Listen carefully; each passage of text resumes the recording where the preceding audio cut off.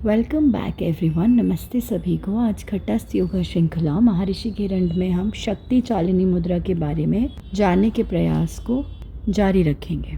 एक 9 इंच लंबा और 4 अंगुल चौड़ा स्वच्छ नरम श्वेत कपड़ा लेकर उसे नाभि प्रदेश पर पतले धागे से कमर में लटका देना है ताकि खिसके नहीं। कपड़े से गांठ बांधने के लिए मना किया जाता है क्योंकि गांठ बड़ी हो जाती है, और यदि हम एक सूतली या धागे से लटकाते हैं तो गांठ का दबाव शरीर पर नहीं पड़ता। इसलिए कपड़े को ना बांधकर उसे कसकर लपेट लेते हैं। जितना हम सामान्य रूप से बिना रक्त परिसंचरण को रोके कस सकते हैं, और उसके ऊपर एक डोरी बांध देते हैं और फिर अपने शरीर में पवित्र भस्म लगाकर सिद्धासन में बैठ जाना है। नासिका से प्राण वायु को अंदर खींचना है, अर्थात लंबा और गहरा पूरक करना है, और उसका योग अपान वायु के नीचे के क्षेत्र में करना है। अर्थात जब हम श्वास लेते हैं तब श्वास को छाती में नहीं पेट में लेने का प्रयत्न करना है, और उड्डयन बंध द्वारा अपान वायु का ऊपर की ओर प्रेरण कर उसे प्राण वायु से मिलाना है। नाभि प्रदेश में बंधन के रहने से शरीर के भीतर जो हवा का दबाव है वह गूदा द्वार की ओर होने लगेगा। शक्ति चालिनी मुद्रा को जानने का प्रयास पूर्ण हुआ। अब मुद्रा के 9वें प्रकार तड़ागी मुद्रा के बारे में जानने के प्रयास को प्रारंभ करते हैं।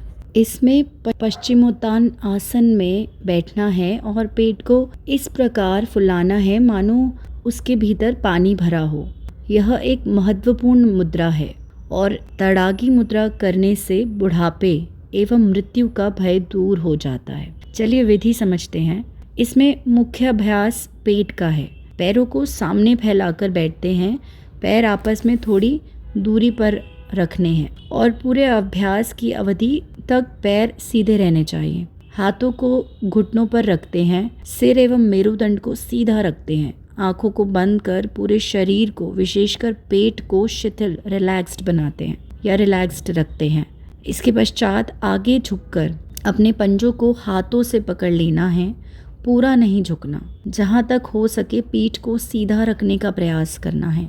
इसके बाद श्वास अंदर खींचकर पेट को जितना फुला सके फुलाते हैं। फेफड़ों पर बिना किसी प्रकार का जोर डाले जितनी देर तक सुविधापूर्वक श्वास अंदर रोक सकते हैं रोकना है। फिर श्वास को छोड़ते समय पेट को अंदर करते हैं, और इसी को तड़ागी मुद्रा कहते हैं।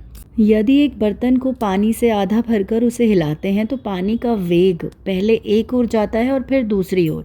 यही प्रभाव इस अभ्यास के दौरान पेट के भीतर उत्पन्न किया जा रहा है। इसके लिए पेट का खाली होना आवश्यक है। पेट को फुलाते और अंदर ले जाते हैं। श्वास की यह प्रक्रिया एक प्रकार से बर्तन के पानी की प्रक्रिया के समान है।